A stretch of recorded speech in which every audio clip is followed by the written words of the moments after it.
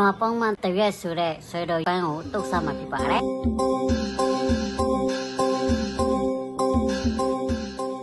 ဒီဆွဲတော်ပွင့်ကိုကျွန်တော်တုတ်စားကြမယ်ပေါ့နော်သူများတွေကတော့ဆွဲတော်ပွင့်အချစ်တစ်ခုနေနဲ့နလွာပေါင်းမှတရွက်တွေပါနိုင်ချင်ကြပါဒါပေမဲ့ကျွန်တော်တို့ပို့မှာတော့တုတ်စားမှာဖြစ်ပါတယ်အမေနဲ့ပေါ့နော်အများအငယ်အဲ့ဒီအဖူးတွေကခြွေလိုက်တယ်သူမခြွေလို့ရှိရင်တော့ဖန်လို့ဆိုပြီးတော့မှသူမကြိုက်လို့သူကအဲ့ဒီအဖူးတွေခြွေတယ်အဲ့ဒီအပွင့်လေးတွေပဲသူကတုတ်စားတယ်ပေါ့နော်ဆိုဒီမှာဆိုသူတခုချင်းစီတော့သူလုံးနေတော်လေးတော့သူစိတ်ချတယ်အများကြီးတော့သူချိန်ပေးလိုက်ရတယ်ဒါဆိုလို့ရှိရင်တော့အဲ့ဒီအဖူးတွေကိုဖယ်ပြီးမှရလာတဲ့ဟာပေါ့နော်အပွင့်တွေပဲဆိုဒီမှာဆိုရင်ဒါလုံးဝပြီးပြီပေါ့နော်